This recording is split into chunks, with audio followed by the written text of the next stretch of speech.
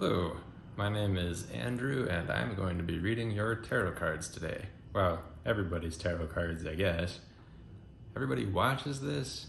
Or everybody? I actually don't know, but they're gonna have a message and it's gonna be for somebody, and that somebody might be you. So let's have a look at what is coming up here today. Before I start, I should say that while I was shuffling the cards, which I couldn't catch on camera because I'm just doing this by holding the camera, a card popped out, and that card indicated something that I thought was worth mentioning, which is it was the Prince of Swords, and so it is an indication of the understanding of how to use, of using the tools that you have, right? And one of those tools that people often use is that when a card pops out, one of the tools that people often use while doing tarot is that when a card pops out, they assume that that has special meaning for them and for the tarot reading. And so what's important to remember about this is that there's an aspect of tarot that is us going to the cards to look for guidance in some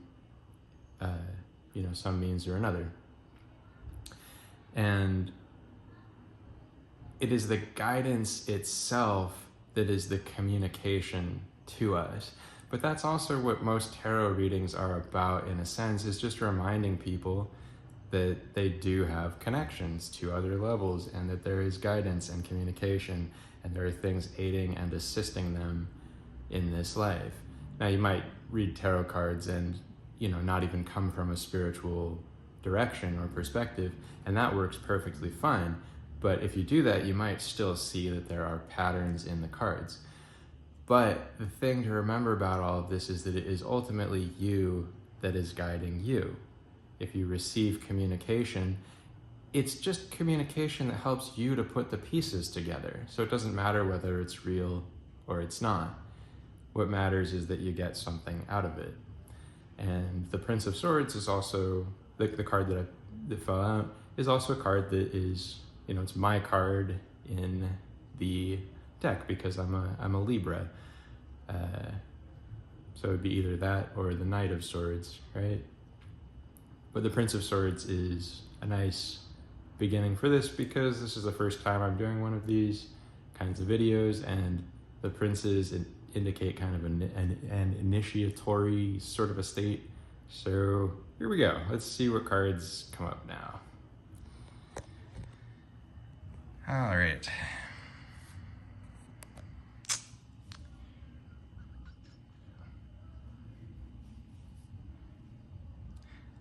So the energy that is in the cards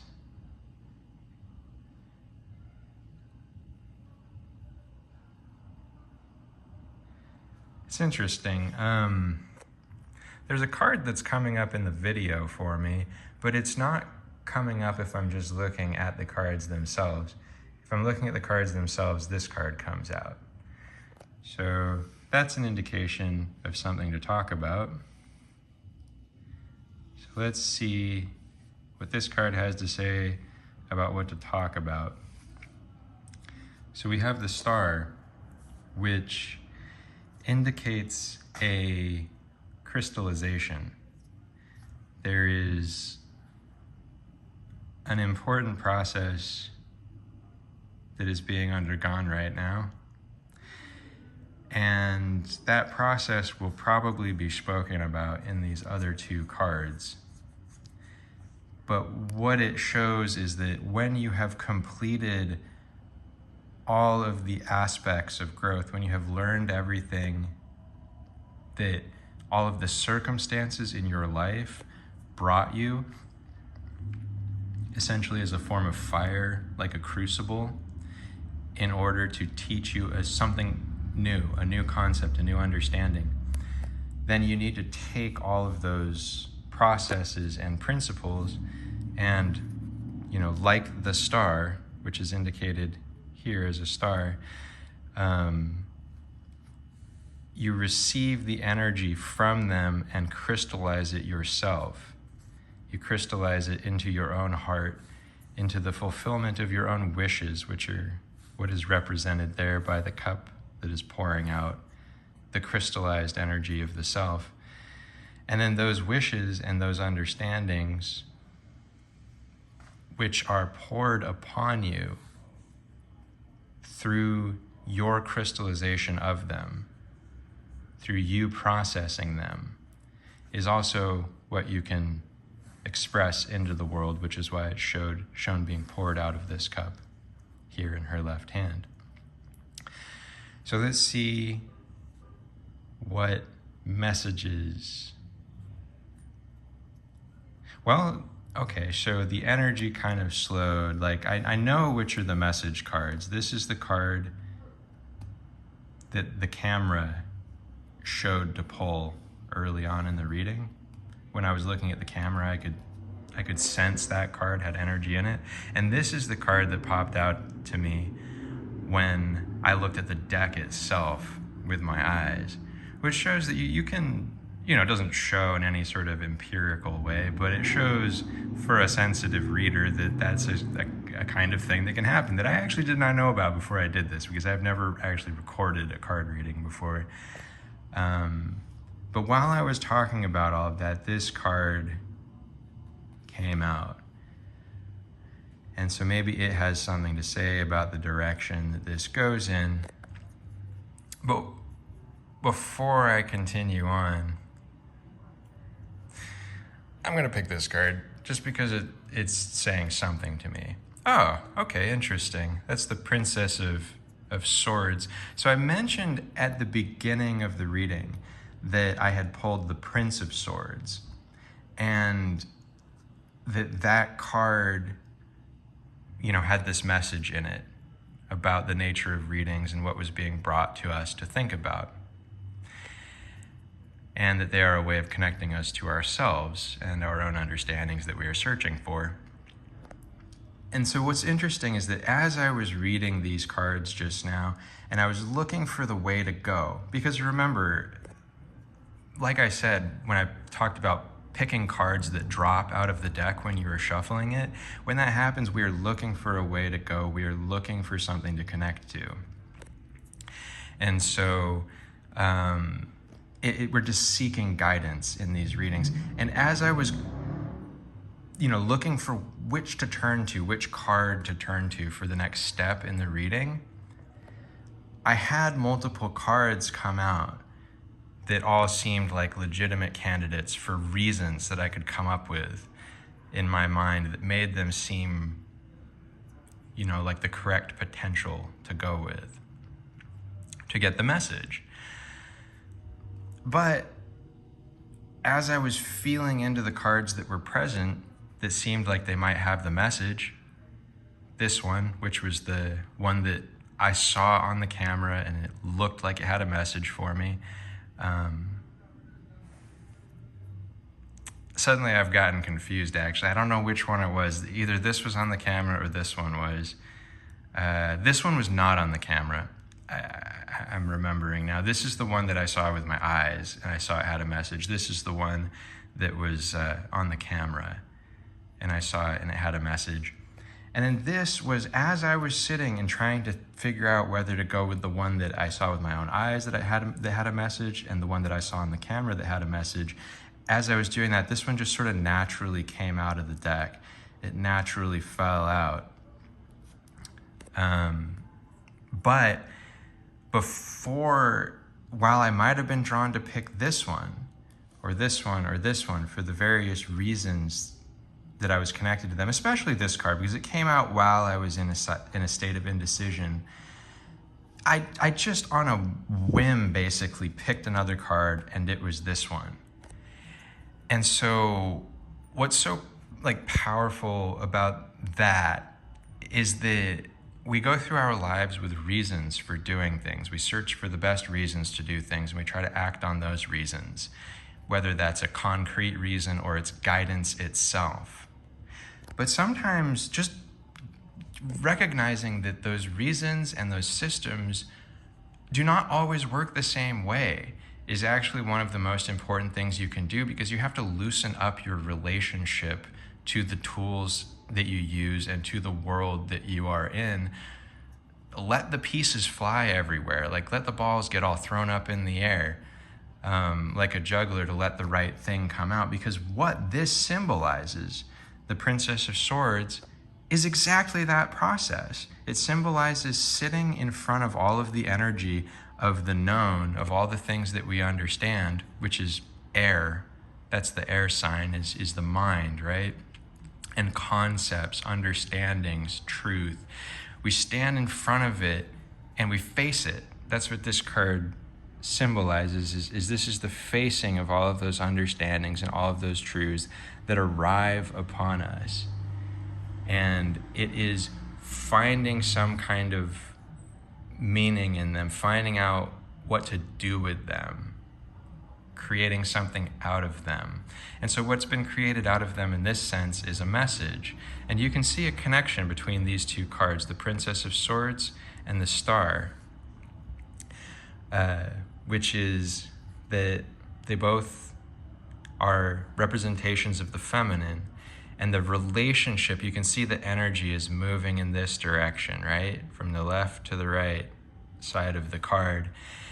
And both of these feminine expressions of energy are receiving the energy from somewhere else. The energy is coming at them, spiraling towards her, coming in these arrow-like shafts of energy that are, flying at her, essentially.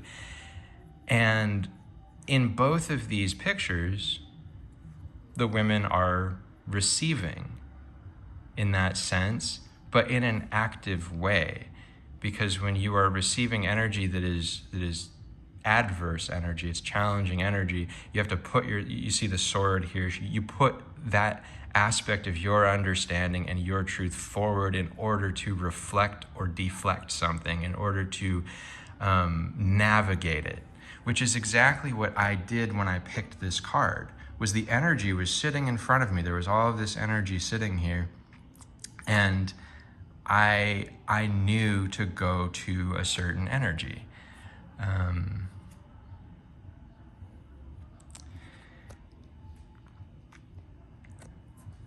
So the understanding here, when I say that I knew to go to a certain energy, I think it's important to remember that it's not that I knew that that was the right card.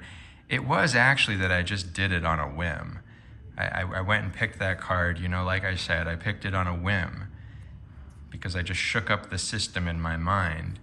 And that's what this card, I think, has to do with, is it has to do with shaking up the systems in our mind, because both of these cards represent something that can be oppressive, which is the outside forces, where if you think that you need something in order to subsist, that's very challenging because you have to go to that outside thing to get it. And so even if you love that thing, like the star, you love the star and its light that you use to express yourself, if you need to go to it to get it, it can feel oppressive because there might be a condition on receiving that energy.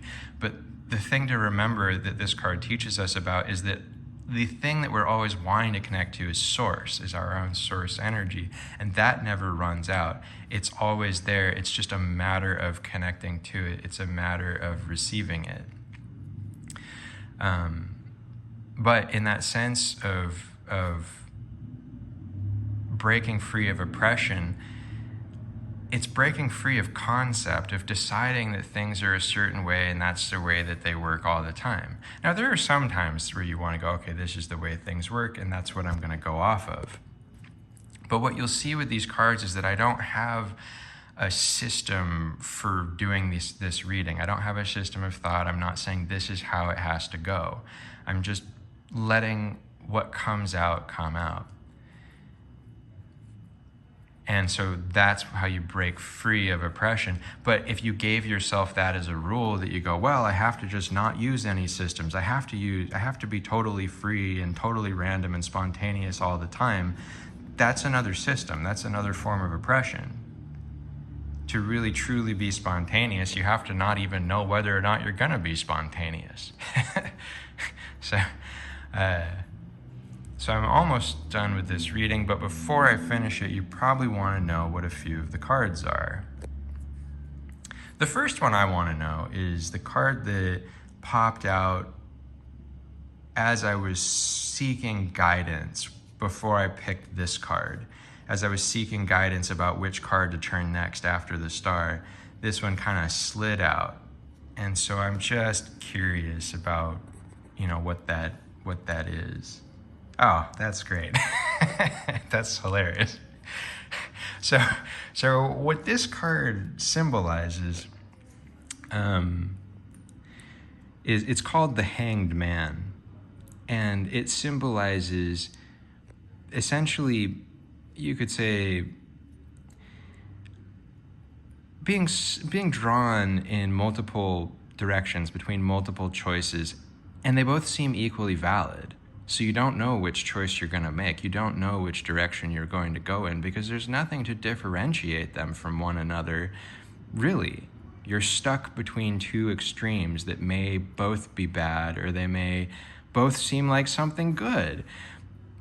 Generally, though, it's two energies that are pulling you in opposite directions.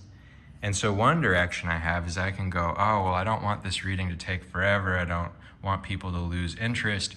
I want to give them something to think about that makes sense as I'm talking.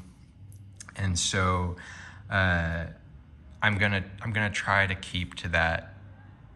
I'm gonna try to make it structured so it doesn't take too long, and so I'm not, boring people, right? And so I don't have to put the stress on myself to have the answer when it's there, to suddenly have the answer, or see it as the answer, right? In the sense that it's a lot to put on yourself to not know even what you are going to do in a moment, and to have that express some degree of professionalism, right? Let's see what this card is that connects to that. Oh yeah, that's beautiful. So this card in English is called Lust, and in French here it's called Desire, or du désir. And what this card symbolizes is the reward for all of the understandings that you come to through these other questionings with yourself, where you have to sit and you have to receive energy from the world. You have to express yourself through that energy, even though it's different from you. You have to make choices that may not be ideal and may not even have an indication of what the right choice is. And sometimes when you're in that energy, the key is to be in the energy of not knowing what to do or where to go. Because it's not about going somewhere or doing something, it's just about being hung up and being stuck. And all of that is when you pass through that energy, and once you incorporate this card, which I'll talk about in a second, then you take all of that and you sit with it and you reflect and you crystallize it. But what this card is, Lust or Desire, is this card is living in the energy no matter what it is and completely being a part of it, letting it consume you and subsume you and take you in and destroy you in a sense. Because the natural state of the self is sort of like an actor on a stage. When you're a really good actor, you might say that even the person that you are when you walk off the stage is a character. You might even say that that's not who you are, and that no character that you play is any more you than any other. You're just playing all the characters, you're playing all the parts, you're being everything that is there to be. And you can shift forms at any time. That's what this card represents, and there is a loss of self and a destruction of the ego that occurs in that. And you can see that in the symbolism of the card, that she's holding these reins for this chimera. And that indicates that there is a force that is interacting with you that's going to tell you essentially, this is who you are now, or this is who you are now. And that's what most of us call persona, or our personality. It's we've decided this is who we are. And so because we're putting that force on ourselves, we're saying, this is who I am, I have the reins. We think that that's us. But deeper down, you can be anything, you can be anyone. And when you realize that, there's freedom in it. But when you realize that, there's also this incredible task in it that's in front of you, which is to manage that energy, which is extremely intense energy, to have no real sense of self, to just have your sense of self be this slippery thing that's sliding all over the place and can be anyone and can be anything and is very amorphous and is like an actor. And that's why it's so important when you have been in that energy for a long time, which is what is represented by this cup that she's holding, is the collection of all the energy of self, of all of the lives that people have lived over the course of the entirety of humanity, which is part of everybody's concept, it's part of everybody's minds, it's part of who we all are. So when you've lived through that, then the thing that you are is the creativity that is represented in the energy of the world and the energy of everything that is that we interact with. You are almost what it's like to read between the lines and see what is there. And so once you have all of that energy though, and you see yourself in it as the thing that changes, not as any specific individual thing, that's what brings you closest to the nature of reality and the source of all things and the star, because that is the energy of everything and the changes that it can produce and can undergo. And so I think the card I'm going to save for the last is the first card that called to me. And what I'm going to do instead is I'm going to see what the second card was. The one that I could see on my video seemed to be like the right one. And the reason I'm going to read that one first is because I think that this must have something to do with the reading itself, and it must have something to do with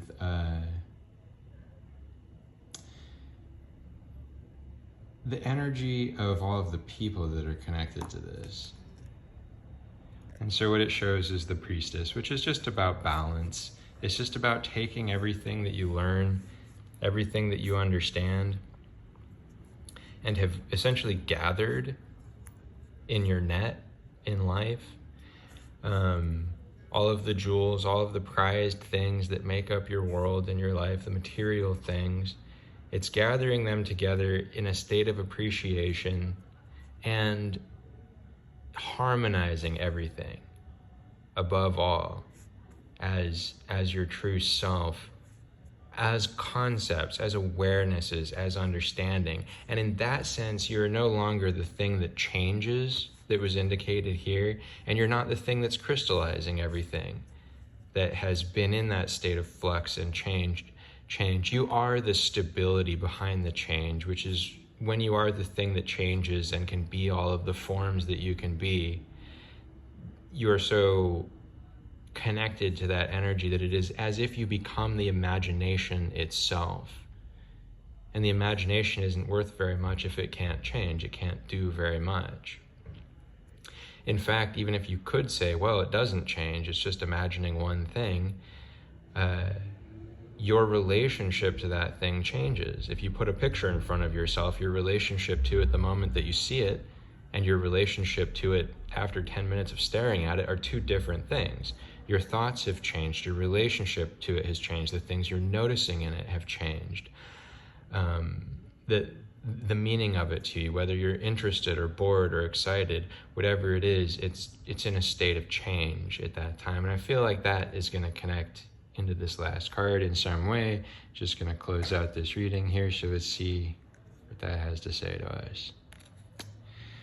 Now that is interesting. so that card that's very interesting. This is oh man, this is very hard to read actually. I have to really think about the meaning of this card. This is not an easy card to end on. This is a nice ending card. I could have just ended there.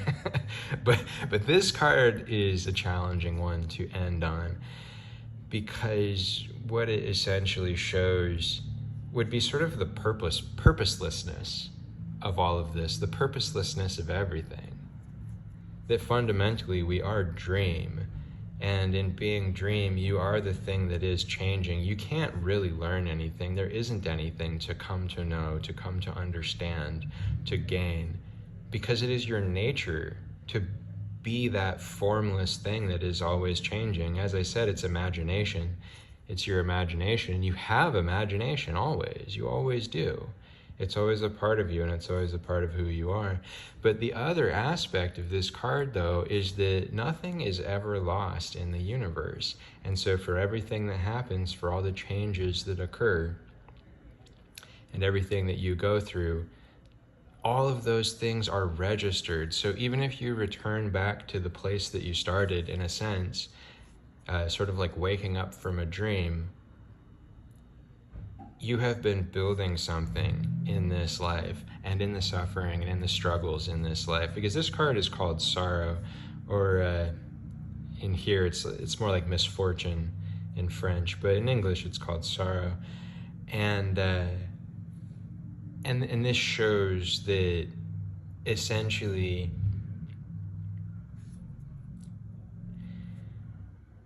there's always a choice in front of you.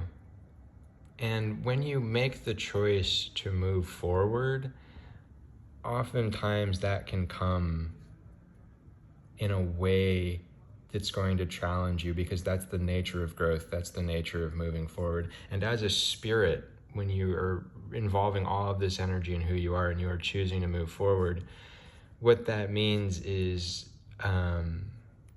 it's essentially that you're choosing the more difficult path.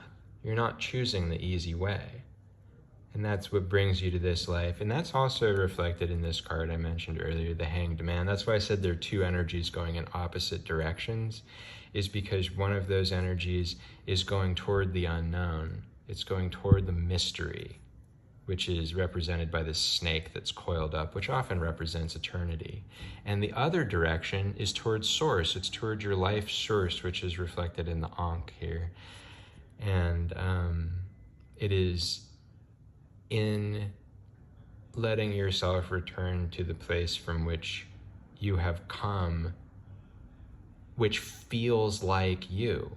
But if you go toward what feels like you, if you go toward that direction, the satisfaction, the joy, the harmony, the gifts that are represented here sitting at the feet of the priestess, if you go back toward those gifts and back toward that harmony, the source of life, you'll say, this feels like me. I'm getting to live in a state of joy. I'm getting to do the things that I want to do.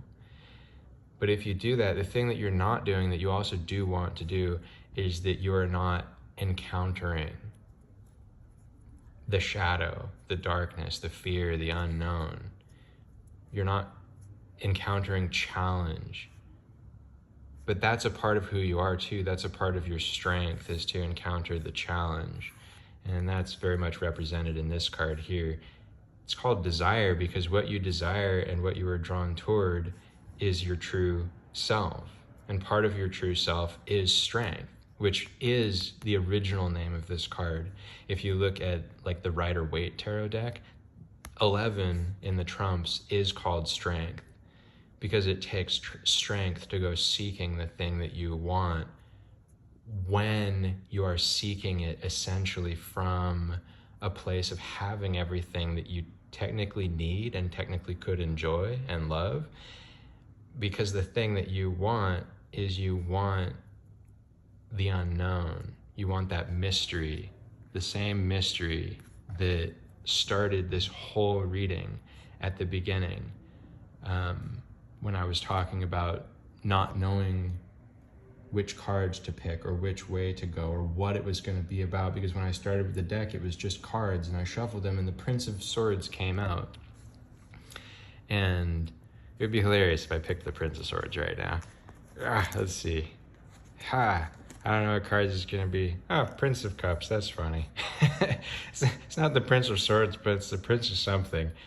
And what's nice about this one is it would represent taking all of this understanding, turning it into a feeling, an emotion that you carry with you, that trajectory of things, right?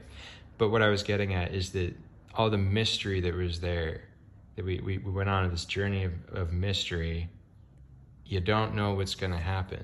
When you have everything collected at your feet, you know what's going to happen to it. And so you feel like you're in a state of balance. This represents like the Garden of Eden, that kind of energy, right? Where you're just connected and you know where things are supposed to go. This actually, very interestingly, represents the mystery of death. So you can see that he's gazing into the cup with the coiled snake coming out of it. That represents encountering that sort of aspect of eternity, like that's represented with the snake here. Because you know the snake sheds its skin. It's also a coil, which is very similar to DNA, that contains all of the information of who you are, and in a sense the whole universe. And so it's encountering the mystery of death and reflecting on it and feeling it, and just feeling it, not needing to turn it into something, not needing to change death and to make it into something that's pleasurable and pleasant. It's not looking at the world and saying it needs to stop being this way, it needs to be this way.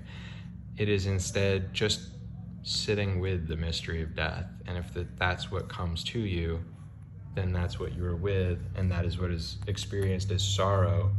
But it's also the thing that you came to encounter from the point of view of wanting to gaze into the mystery and to not know again.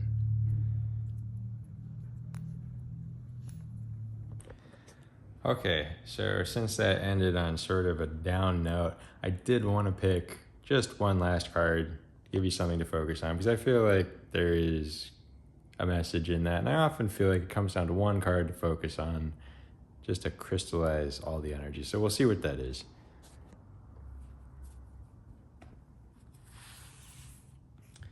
And I feel that card.